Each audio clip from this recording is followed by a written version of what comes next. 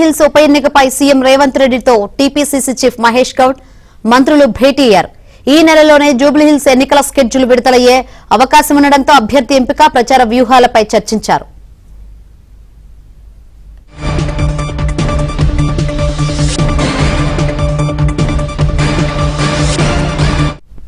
జూబ్లీహిల్స్ ఉప ఎన్నికపై సీఎం రేవంత్ రెడ్డి ఈ రోజు కీలక సమావేశం ఏర్పాటు చేశారు. ఈ సమావేశానికి ఏఐసీసీ చీఫ్ మహేష్ గౌడ్ హాజరయ్యారు. మరిన్ని వివరాలు అందించేందుకు మా ప్రతినిధి నరసింహరావు సిద్ధంగా ఉన్నారు.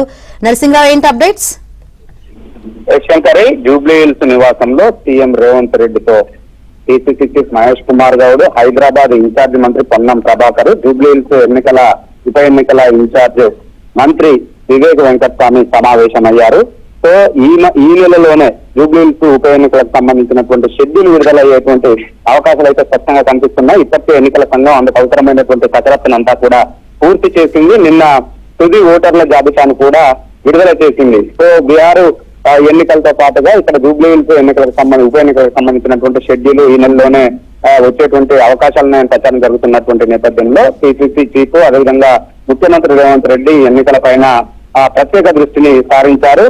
కాంగ్రెస్ అధికారంలోకి వచ్చిన తర్వాత జరుగుతున్నటువంటి రెండో మొదటి ఉప ఎన్నిక కంటోన్మెంట్ కు జరగగా అక్కడ కాంగ్రెస్ కైవసం చేసుకుంది. ఇప్పుడు జూబ్లీహిల్స్ సిట్టింగ్ ఎమ్మెల్యే మాగంటి గోపీనాథ్ దృష్టిలో వచ్చినటువంటి ఉప ఎన్నికల్లో కూడా కాంగ్రెస్ ఎట్టి పరిస్థితుల్లో విజయాన్ని సాధించాలనేటువంటి పట్టుదలతో ఉంది.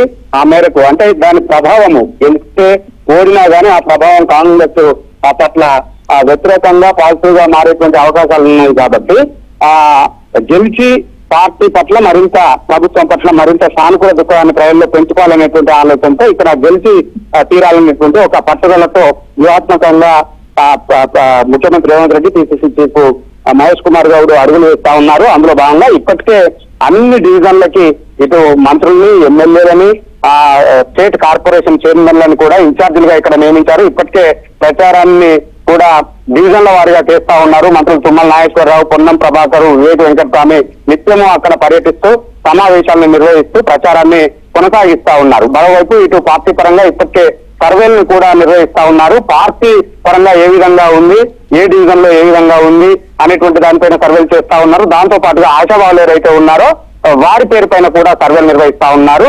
సో ఈ సర్వేల ఆధారంగా ఎవరికైతే మెరుగైనటువంటి ఫలితాలు వస్తున్నాయో, అదే నివేదికలు వస్తున్నాయో వారితో ముగ్గురు పేర్లతో ఒక నివేదికను ఏఐసీసీకి పంపించేటువంటి అవకాశాలున్నాయి. దాంట్లో ఆ ముగ్గురు పేర్ల నుంచి ఏఐసీసీ ఫైనల్ గా అభ్యర్థిని ఖరారు చేసేటువంటి అవకాశం ఉంది. దాంతో పాటుగా ఎక్కడా కూడా నిర్లక్ష్యం వహించకుండా ప్రచారంలో ఎక్కడా కూడా బీఆర్ఎస్ కు అవకాశం ఇవ్వకుండా ముందుకు వెళ్ళాలి. ఇప్పటి వరకు ప్రభుత్వం చేసినటువంటి కార్యక్రమాలు, అభివృద్ధి పనులు, సంక్షేమ పనులు ఏవైతే ఉన్నాయో వాటిని ఏ విధంగా బలంగా జనాల్లోకి తీసుకువెళ్ళాలి, ఇప్పుడు బీఆర్ఎస్ పార్టీ చేస్తున్నటువంటి బాధ్యతల ప్రచారాన్ని ఏ విధంగా తిప్పికొట్టాలి అనేటువంటి దానిపైన ముఖ్యమంత్రి రేవంత్ రెడ్డి పార్టీ నాయకులకి, పీసీసీ చీఫ్, అదేవిధంగా మంత్రులకి దిశానిర్దేశం చేస్తున్నట్లుగా తెలుస్తా ఉంది.